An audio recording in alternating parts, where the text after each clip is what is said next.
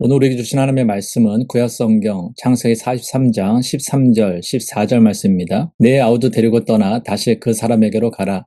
전능하신 하나님께서 그 사람 앞에서 너희에게 은혜를 베푸사 그 사람으로 너희 다른 형제와 베냐민을 돌려보내게 하시기를 원하노라. 내가 자식을 잃게 되면 이르리로다. 아멘. 대림절은 주님의 오심을 기다리는 절기입니다. 하지만 이 기다림은 단순히 날짜를 세며 성탄을 준비하는 시간이 아닙니다. 그것은 믿음의 기다림, 회개의 기다림, 그리고 하나님께서 일하실 때를 기다리는 신앙의 자세를 의미합니다. 우리 인생에도 기다림의 시간이 있습니다. 기도해도 응답이 더디게 느껴지고 애써도 열매가 보이지 않으며 하나님이 침묵하시는 것처럼 느껴질 때가 있습니다.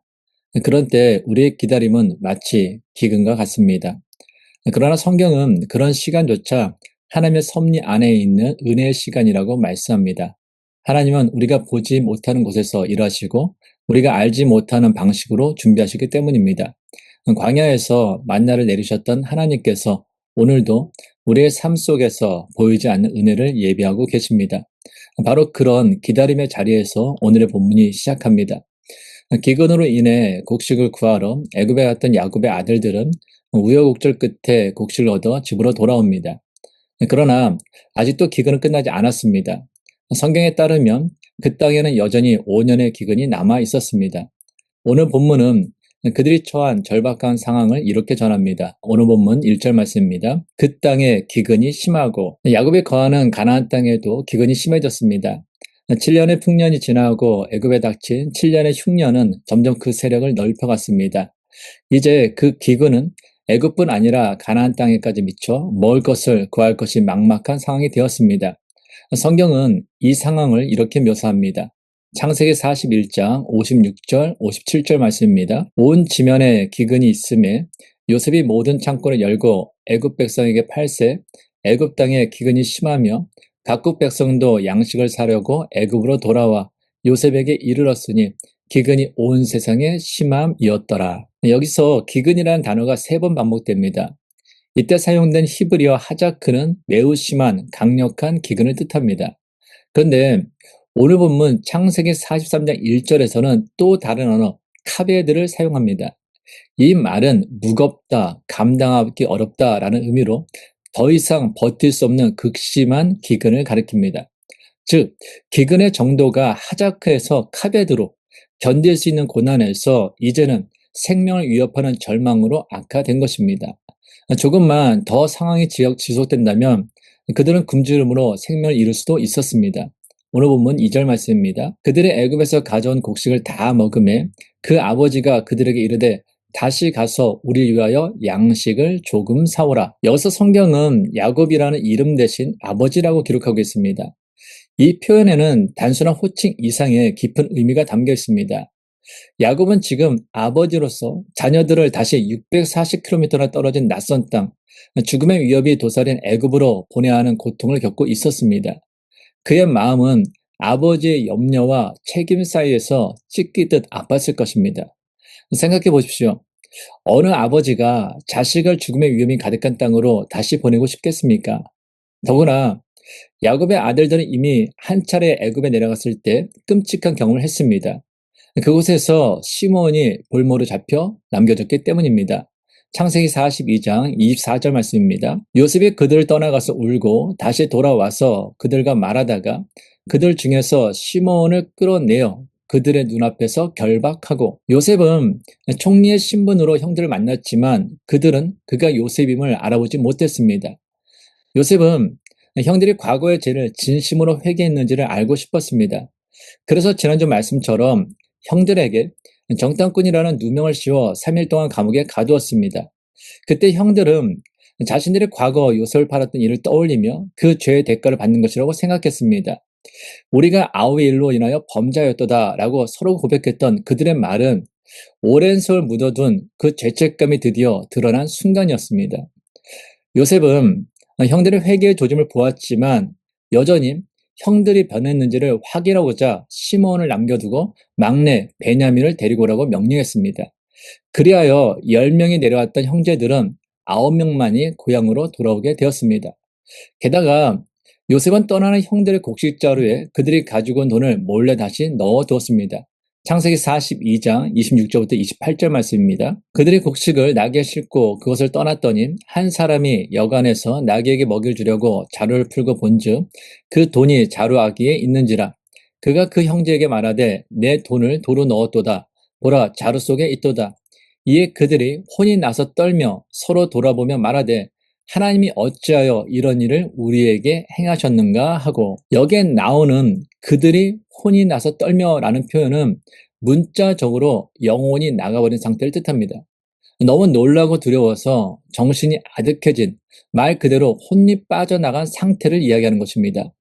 그들은 그 돈이 애굽의 총리가 자신들을 모함하기 위해 일부러 넣은 것이라 생각하고 극심한 두려움에 사로잡혔습니다. 따라서 그들에게 다시 애굽으로 간다라는 것은 단순히 곡식을 구하러 가는 것이 아니라 죽을 수도 있는 일이었습니다. 그런데도 야곱은 기근이 더욱 심해져 더 이상 버틸 수 없게 되자 결국 아들들에게 다시 애굽으로 가서 양식을 사오라고 말한 것입니다.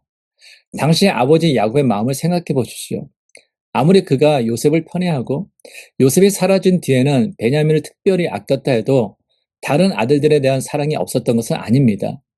그는 자식들을 다시 위험한 길로 보내야 하는 아버지의 절망과 현실 사이에서 깊은 고통을 겪고 있었습니다. 그러나 성경은 이런 인간의 갈등과 절망, 고통 속에서도 하나님의 구원 계획이 조용히 진행되고 있음을 보여줍니다. 야곱의 아들들을 애굽으로 보낸 그 길은 단순히 곡식을 얻는 길이 아니라 가족의 화해와 회복, 그리고 하나님의 구속사가 이루어지는 길이었습니다. 여러분, 하나님은 때로 우리를 이해할 수 없는 길로 보내십니다. 그러나 그 길 끝에는 언제나 하나님께서 예비하신 구원이 있습니다. 그래서 믿음은 이해할 수 있고 납득되기 때문에 믿는 것이 아니라 하나님이시기 때문에 믿는 것입니다. 천지를 창조하신 하나님이기 때문에, 나보다 나를 더 사랑하시는 하나님이시기 때문에, 나에 대한 완벽한 계획을 가지고 계시는 하나님이시기 때문에, 나를 항상 푸른 풀밭과 쉴만한 물가로 인도하시는 하나님이시기 때문에 우리는 이해할 수 없어도, 납득할 수 없어도 믿음으로 하나님과 함께 주어진 인생의 길을 걸어가는 것입니다. 그리고 그 길 끝에서 우리는 하나님께서 예비하신 구원의 은혜를 누리게 됩니다. 그러므로 우리는 구원을 이루기 위해 이 땅에 오시고, 또한 구원의 완성을 위하여 다시 오실 예수님을 기다리는 이 대림절을 지내며 하나님에 대한 믿음으로 오늘 우리에게 주어진 인생길을 걸어가야 합니다. 오늘 본문 3절부터 5절 말씀입니다. 유다가 아버지에게 말하여 이르되 그 사람이 우리에게 엄히 경고하여 이르되 너희 아우가 너희와 함께 오지 아니하면 너희가 내 얼굴을 보지 못하리라 하였으니, 아버지께서 우리 아우를 우리와 함께 보내시면 우리가 내려가서 아버지를 위하여 양식을 사려니와 아버지께서 만일 그를 보내지 아니하시면 우리는 내려가지 아니하리니, 그 사람이 우리에게 말하기를 너희의 아우가 너희와 함께 오지 아니하면 너희가 내 얼굴을 보지 못하리라 하였음이니이다. 아버지 야곱이 아들들에게 다시 애굽으로 가서 양식을 사오라고 하자 유다가 나섭니다. 그는 아버지에게 애굽의 총리가 너희 아우 곧 베냐민이 함께 오지 않으면 너희가 내 얼굴을 보지 못하리라 하셨습니다 라고 말합니다. 애굽의 총리를 만날 수 있는 조건이 분명히 제시된 것입니다. 그것은 바로 베냐민을 데리고 가는 것이었습니다. 그런데 지금 베냐민은 야곱에게 어떤 존재입니까? 베냐민은 요셉을 이룬 뒤 남은 라헬의 마지막 아들입니다. 야곱에게 베냐민은 단순한 막내 아들이 아니라 잃어버린 요셉을 대신한 생명과도 같은 존재였습니다. 야곱이 이미 사랑하는 한 아들을 잃었습니다. 그 상처는 평생 지워지지 않았습니다. 그런 야곱에게 다시 베냐민을 잃을지도 모른다는 그 생각은 곧 자신의 생명을 잃는 것과 같았습니다. 그래서 야곱에게 있어 베냐민은 절대로 내려놓을 수 없는 존재였습니다.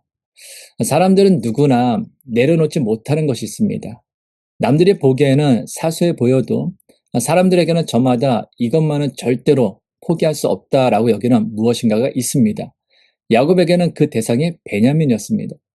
그러나 중요한 것은 베냐민을 내려놓지 않으면 애굽의 총리, 다시 말해서 요셉을 만날 수 없었다라는 사실입니다. 성경은 이 과정을 통해 깊은 영적 진리를 보여줍니다. 창세기 37장부터 이어지는 요셉의 이야기는 단순한 가족사가 아니라 하나님과 우리, 그리고 예수 그리스도의 관계를 보여주는 복음의 그림자입니다.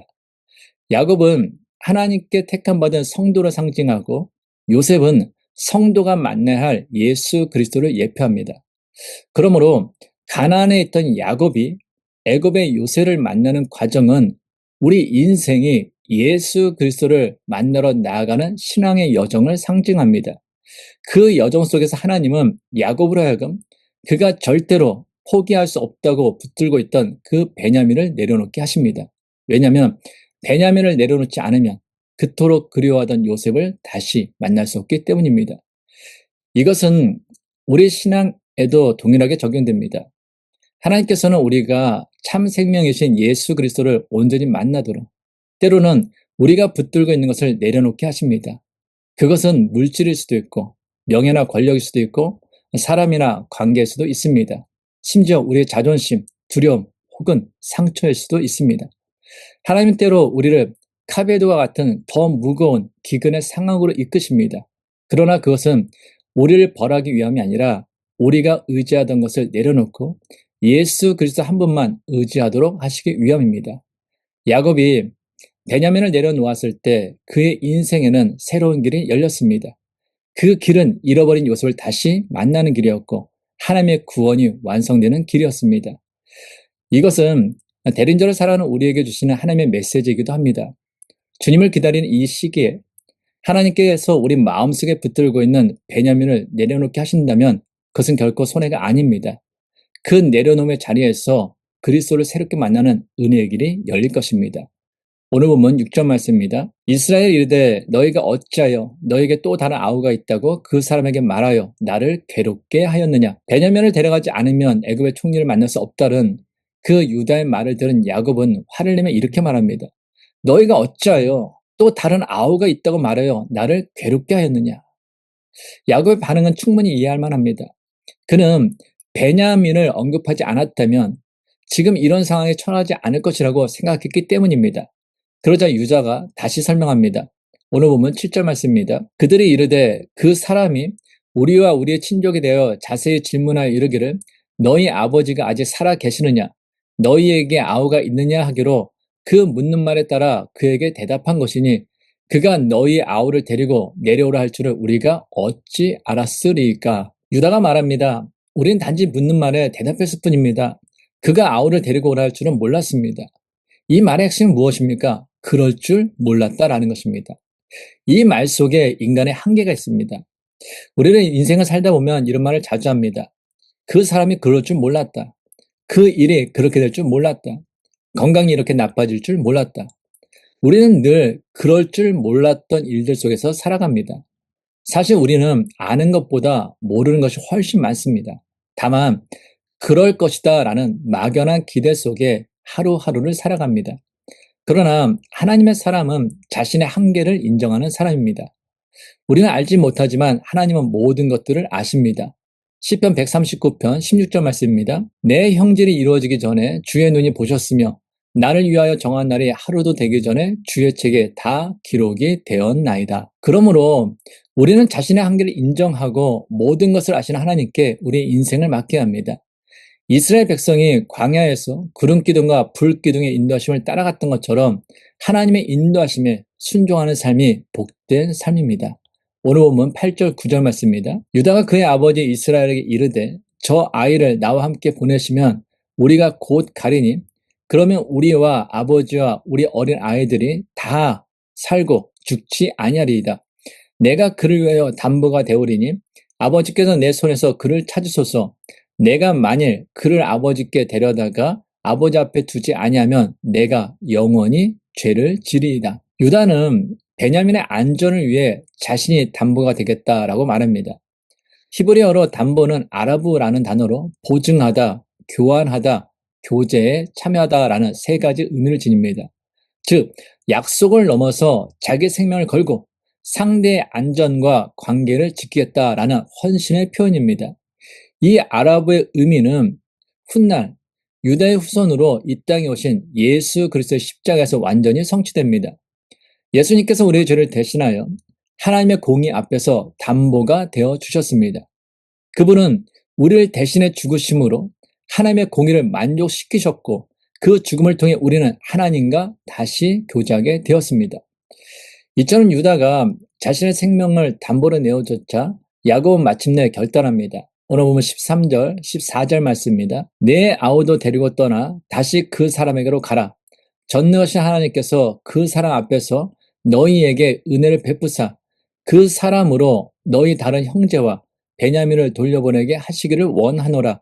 내가 자식을 잃게 되면 이르리로다. 그런데 야곱은 유다가 담보가 되었기 때문에 베냐민을 보낸 것이 아닙니다. 그는 내가 자식을 잃게 되면 이르리로다 라고 고백하며 절대로 내려놓을 수 없던 그 베냐민을 하나님께 맡겨 내려놓은 것입니다. 그렇다면 야곱이 절대로 내려놓을 수 없었던 베냐민을 내려놓은 이유가 무엇입니까? 그 이유는 가정을 살리기 위해서였습니다. 만약 그가 끝까지 베냐민을 붙잡고 있었다면 그는 아들 베냐민뿐만 아니라 온 가족을 잃었을 것입니다. 그래서 그는 눈물로 떨리는 손으로 자신의 가장 소중한 베냐민을 하나님께 맡겨드린 것입니다.